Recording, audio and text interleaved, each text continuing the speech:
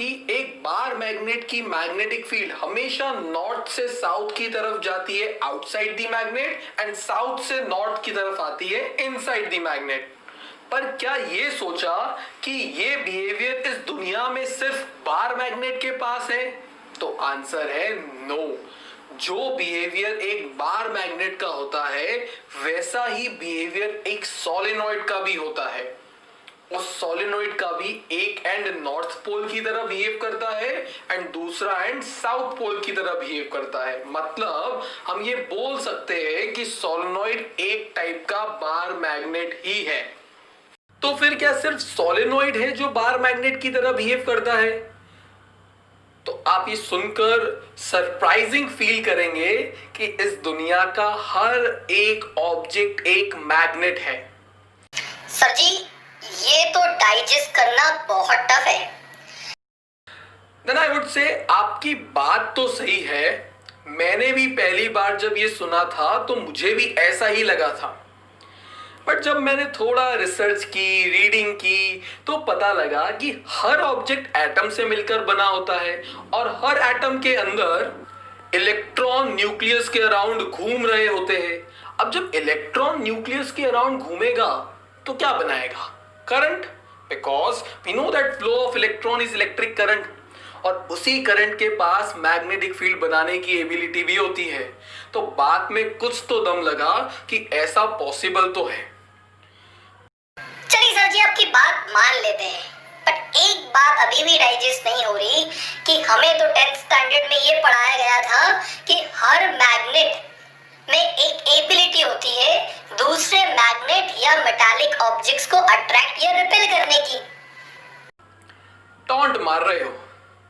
तो सर जी, आपने बात ही ऐसी की। अगर हर ऑब्जेक्ट एक मैग्नेट है तो इनका हमें अट्रैक्शन या रिपल्शन का क्यों कोई फोर्स नहीं दिखता? अब तुमने टॉन्ट मार ही दिया है तो समझो, इस दुनिया में कुछ ऑब्जेक्ट का मैग्नेटिक इन्फ्लुएंस बहुत स्ट्रांग होता है। मैग्नेटिक इन्फ्लुएंस का मतलब क्या? चीजों को अट्रैक्ट या रिपेल करने की प्रॉपर्टी। बट कुछ ऐसे भी ऑब्जेक्ट है जिनका यही इन्फ्लुएंस बड़ा वीक है। और तो और कुछ ऐसे भी ऑब्जेक्ट है जिनका ये मैग्नेटिक इन्फ्लुएंस जीरो है। मतलब वो मैग्नेट होने के बावजूद मैग्नेट नहीं है। तो सर, ये मैग्नेटिक इन्फ्लुएंस के स्ट्रेंथ को मेजर कैसे किया जाए? मतलब किसका मैग्नेटिक इन्फ्लुएंस ज्यादा होगा, किसके अंदर मैग्नेटिक इन्फ्लुएंस कम होगा? Very good question. तो चलिए आपको चैप्टर 1 में लेकर चलते हैं जहां आपने इलेक्ट्रिक डाइपोल पढ़ा था। सर याद नहीं। एज यूजुअल चलो मैं बता देता हूं। Pair of equal and opposite charges separated by a small distance two a, इसी को हम बोलते थे इलेक्ट्रिक डाइपोल। अब इलेक्ट्रिक डाइपोल तो बहुत सारे होते थे, तो कौन सा डाइपोल स्ट्रॉन्ग होगा, किस डाइपोल की स्ट्रेंथ वीक होगी, ये कैसे निकाला जाता था? यस, उसके इलेक्ट्रिक डाइपोल मोमेंट को फाइंड करके। अगर P ज्यादा आएगा दैट मीन्स हमारा डाइपोल स्ट्रॉन्ग है, अगर P का वैल्यू कम आया दैट मीन्स हमारा डाइपोल वीक है। इन द सिमिलर मैनर, जैसा वो इलेक्ट्रिक डाइपोल होता था वैसे ही यहां एक बार मैग्नेट एक मैग्नेटिक डाइपोल होता है। Sir, what is magnetic dipole? अरे एक मैग्नेट के कितने पोल होते हैं? सर, 2, नॉर्थ एंड साउथ, इसलिए इसे मैग्नेटिक डाइपोल बोलते हैं। बट फर्क इतना है कि इलेक्ट्रिक डाइपोल में आप चार्जेस को सेपरेट आउट कर सकते थे, बट नॉर्थ को साउथ से कोई जुदा नहीं कर सकता, कोई भी नहीं। मोनोपोल्स डज नॉट एग्जिस्ट, समझे? अब इलेक्ट्रिक डाइपोल की स्ट्रेंथ को मेजर करने के लिए इलेक्ट्रिक डाइपोल मोमेंट होता था, वैसे ही मैग्नेटिक डाइपोल की स्ट्रेंथ को मेजर करने के लिए हमने मैग्नेटिक डाइपोल मोमेंट बनाया। अब जिस ऑब्जेक्ट का मैग्नेटिक डाइपोल मोमेंट ज्यादा होगा उसका मैग्नेटिक इन्फ्लुएंस भी दूसरे मेटालिक ऑब्जेक्ट पर ज्यादा होगा। जिनका यही वैल्यू मैग्नेटिक डाइपोल मोमेंट का कम निकल कर आएगा उनका इन्फ्लुएंस भी कम होगा। और तो और जिनका ये वैल्यू जीरो आएगा वो कोई इन्फ्लुएंस नहीं दिखा पाएंगे। So I hope I answered your question कि सब ऑब्जेक्ट दूसरे ऑब्जेक्ट को अट्रैक्ट या रिपेल क्यों नहीं करते, इसके बावजूद कि वो एक मैग्नेट है। सर अभी लास्ट क्वेश्चन, सिर्फ उसका आंसर दे दो, फिर कोई क्वेश्चन नहीं पूछेंगे। अगर इलेक्ट्रिक डाइपोल के डाइपोल मोमेंट को मेजर करने के लिए हमारे पास फॉर्मूला था Q इंटू 2 है, तो क्या बार मैग्नेट जो कि एक मैग्नेटिक डाइपोल है उसके भी डाइपोल मोमेंट को मेजर करने के लिए कोई फॉर्मूला होता है? तो होता है, अभी नहीं बता पाऊंगा, उसके लिए आपको चैप्टर 5 का वेट करना पड़ेगा, बट इतना मान लो कि कुछ होता है। अब थोड़ी ही देर पहले मैंने आपको बताया सोलेनोइड बार मैग्नेट की तरह बिहेव करता है, तो उसका भी तो कुछ डाइपोल मोमेंट होगा। यस, और उसके नंबर ऑफ टर्न्स को रिड्यूस करके अगर एक सिंगल टर्न वाली कॉइल बना दी जाए तो वो सिंगल टर्न वाली कॉइल भी तो एक बार मैग्नेट की तरह ही बिहेव करती है, तो उसका भी कुछ डाइपोल मोमेंट होना चाहिए, तो होता है। और ऐसा ही कॉन्फ़िगरेशन हमने एटम के अंदर भी देखा, जहां इलेक्ट्रॉन न्यूक्लियस के अराउंड घूम रहा होता है, तो उस वक्त उस इलेक्ट्रॉन का भी तो कुछ डाइपोल मोमेंट होना चाहिए। तो एग्जैक्टली वही चीज आज के डेरिवेशन में हम फाइंड आउट करने आए हैं कि जब एक इलेक्ट्रॉन न्यूक्लियस के अराउंड घूमता है तो वो कॉन्फ़िगरेशन भी एक मैग्नेट की तरह ही काम करता है, तो उस कॉन्फ़िगरेशन का डाइपोल मोमेंट क्या होगा, चलिए समझते हैं आज के इस डेरिवेशन के through. Hello everyone, I am Apnav and in this video we are going to find the magnetic dipole moment of a revolving electron. अब कुछ लोग इसको मैग्नेटिक डाइपोल मोमेंट ना बोल के मैग्नेटिक मोमेंट ही बोल देते हैं, तो वो भी चलेगा। मैं अगर मैग्नेटिक मोमेंट बोलूं तो बात सेम ही होने वाली है। अब जैसे ये वर्ड सुनोगे वैसे ही आपको क्लिक होगा, सर मैग्नेटिक मोमेंट का फॉर्मूला तो करंट इनटू एरिया होता है, तो यही फॉर्मूला यूज करके हमें एक इलेक्ट्रॉन का जो न्यूक्लियस के अराउंड घूम रहा होता है उसका मैग्नेटिक मोमेंट फाइंड आउट करना है। अब अभी तक हम मैग्नेटिक मोमेंट को रिप्रेजेंट करते थे m से, बट क्योंकि इस डेरिवेशन में आगे जाकर इलेक्ट्रॉन के मास का जिक्र भी होने वाला है, तो उस मास से इस m के साथ कंफ्यूजन ना हो जाए, इसलिए ओनली फॉर दिस डेरिवेशन हम मैग्नेटिक मोमेंट का रिप्रेजेंटेशन क्या रखेंगे, म्यू। अब जब ये इलेक्ट्रॉन इस सर्कल में घूम रहा होगा तो इसका एरिया क्या होगा, तो जब वो न्यूक्लियस के अराउंड घूमेगा तो कुछ रेडियस r होगा, तो एरिया हो जाएगा पाई आर स्क्वायर। एंड करंट का फॉर्मूला हमने पढ़ा है, करंट होता है चार्ज पर यूनिट टाइम, तो चार्ज कौन सा, इलेक्ट्रॉन, और इस इलेक्ट्रॉन को पूरा सर्कल में घूमने में कुछ टाइम लगेगा, वो हो गया कैपिटल T। अब टाइम का अगर वैल्यू निकालना होता तो टाइम होता है डिस्टेंस बाय स्पीड, तो जब ये इलेक्ट्रॉन पूरी तरीके से सर्कल में घूम लेगा तो डिस्टेंस कितना कवर अप करेगा, सरकमफेरेंस ऑफ दी सर्कल जितना, जो कि कैसे निकाला जाता है 2 पाई आर, और कुछ स्पीड होगी इसकी तो वो हो गई v, तो 2 पाई आर बाय v करने पर मुझे क्या मिल जाएगा, टाइम पीरियड ऑफ इलेक्ट्रॉन, मतलब इसके रिवॉल्यूशन का टाइम पीरियड। अब अगर इस कैपिटल T का वैल्यू मैं इस करंट के इक्वेशन में रख देता तो करंट का इक्वेशन क्या बनता, I is equals to E divided by 2 pi r by V, तो ये V ऊपर चला जाता तो I हो जाता EV divided by 2 pi r. अब मेरे पास करंट भी है, मेरे पास एरिया भी है, तो अगर मैं करंट की जगह पर लिख दूं EV divided by 2 pi r और एरिया की जगह लिख देते हम पाई आर स्क्वायर, तो यहां से पाई गेट्स कैंसिल आउट, एक आर से एक आर भी गया तो क्या बच गया EVR बाय 2, तो ये आ गया मेरा इलेक्ट्रॉन का मैग्नेटिक मोमेंट। अब जिस चीज को फाइंड आउट करने आए थे वो हमने फाइंड आउट तो कर ली है, बट एनसीईआरटी यहां रुकती नहीं है। एनसीईआरटी चाहती है कि आप इस मैग्नेटिक मोमेंट का रिलेशनशिप एंगुलर मोमेंटम के साथ भी निकालो। पर उससे पहले यहां पर जो EV/2 हमने निकाला वो तो इस मैग्नेटिक मोमेंट का क्या है, मैग्नीट्यूड।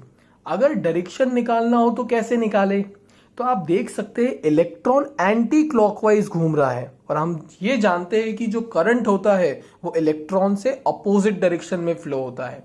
तो यहां पे आप अपने राइट हैंड के पाम को करंट की डायरेक्शन में कर्ल कीजिए, then thumb will give you the direction of magnetic moment, जो कि अंदर की तरफ पॉइंट आउट कर रहा होगा। तो इसका जो डायरेक्शन होगा वो into the plane of paper होगा, दैट मींस क्रॉस की तरह उसे रिप्रेजेंट किया जाएगा। तो मैग्नीट्यूड वाइज इलेक्ट्रॉन का डाइपोल मोमेंट कितना आया, EV/2, और डायरेक्शन क्या आया, into the plane of paper. याद रखिएगा, मैं आपसे थोड़ी ही देर में ये वापस पूछने वाला हूं। अब अगर मुझे इस मैग्नेटिक मोमेंट का रिलेशनशिप एंगुलर मोमेंटम के साथ निकालना है तो सबसे पहले हम क्या करते हैं, इस फॉर्मूले को multiply and divide by mass of electron कर देते हैं। तो देखिए यहां पर मैंने इसको मास ऑफ इलेक्ट्रॉन से मल्टीप्लाई कर दिया, तो ये EV/r तो as it is m extra लिख दिया और नीचे भी क्या लिख दिया, 2 टाइम्स ऑफ m। नाउ अगर आपको एंगुलर मोमेंटम याद है तो 11th स्टैंडर्ड में हमने पढ़ा था, एंगुलर मोमेंटम का फॉर्मूला होता था mvr और उसका रिप्रेजेंटेशन होता था कैपिटल L। तो इस mvr को मैं किससे रिप्लेस कर दूंगा, E/2m टू L। अब अगर मैं यहां पर ये L को यहां पे शिफ्ट कर देता तो ये हो जाता μ/L is equal to E divided by 2m। देखिए इलेक्ट्रॉन का चार्ज फिक्स, इलेक्ट्रॉन का चार्ज कितना होता है, 1.6 into 10⁻⁻19 coulomb. Mass of electron fix 9.1 into 10⁻31 kg। तो जब आप इलेक्ट्रॉन के चार्ज और मास का वैल्यू इधर रखेंगे तो μ/L आपको कितना मिलने वाला है, ये कुछ आपको सॉल्व करने पर मिलेगा 8.8 इंटू 10⁻10 कूलम पर kg। इस रेशियो को फिजिक्स में गायरोमैग्नेटिक रेशियो बोला जाता है। बड़ा इंपॉर्टेंट है बिकॉज अब अगर आपको μ/L का रेशियो पता है, म्यू क्या है, इलेक्ट्रॉन का डाइपोल मोमेंट, L क्या है, इलेक्ट्रॉन का एंगुलर मोमेंटम। तो अगर आपको मैं दोनों में से एक दे दूं और किसी दूसरे को फाइंड आउट करने को बोलूं तो आप अब से कर पाएंगे। तो याद रखिएगा इस रेशियो को बोला जाता है गायरोमैग्नेटिक रेशियो, गायरोमैग्नेटिक रेशियो। और वो रेशियो कितना होता है, 8.8 इंटू 10⁻10। चार्ज के लिए ऐसा यूनिट कूलम आ गया, मास के लिए केजी आ गया, तो coulomb per KG.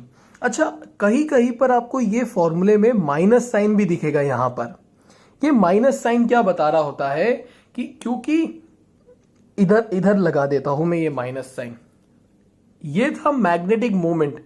Magnetic moment का डायरेक्शन हमने अभी कैसे निकाला था, हमने करंट की डायरेक्शन में पाम को कर्ल किया तो थंब ने हमको डायरेक्शन दे दिया मैग्नेटिक मोमेंट का। इन द सेम मैनर अगर आपको एंगुलर मोमेंटम का डायरेक्शन निकालना है तो आपको इलेक्ट्रॉन जिस डायरेक्शन में मूव कर रहा है उस डायरेक्शन में अपने पाम को कर्ल करना पड़ेगा।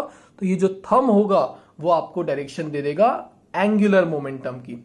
अब देख सकते हैं एंगुलर मोमेंटम का डायरेक्शन क्या है, ऊपर की तरफ, और मैग्नेटिक मोमेंट का डायरेक्शन था नीचे की तरफ। क्योंकि दोनों का डायरेक्शन अपोजिट है इसलिए यहां पे ये साइन माइनस का लग रहा है।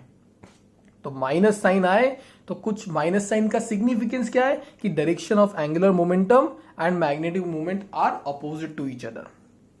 सो ये हो गया आपका गायरोमैग्नेटिक रेशियो। बट यहां पे गाड़ी रुकती नहीं है। अब साला इलेक्ट्रॉन है, न्यूक्लियस है, न्यूक्लियस के अराउंड घूम रहा है, तो बोर भाई साहब कैसे रुक जाते हैं। तो यहां पे हम इसका ही एक और रिलेशनशिप फाइंड आउट करते हैं। अभी हमने देखा कि mu is equal to E upon 2m into L होता है। अब बोहर ने अपने सेकेंड पोस्टुलेट में कहा था कि जब भी एक इलेक्ट्रॉन न्यूक्लियस के अराउंड घूमेगा तो जो उसका एंगुलर मोमेंटम होगा वो NH अपॉन 2 पाई के बराबर होगा, मतलब वो इंटीग्रल मल्टीपल होगा H अपॉन 2 पाई के, जिसमें यहां पर n का जो वैल्यू होगा वो 1, 2, 3 एंड सो ऑन कुछ भी हो सकता है।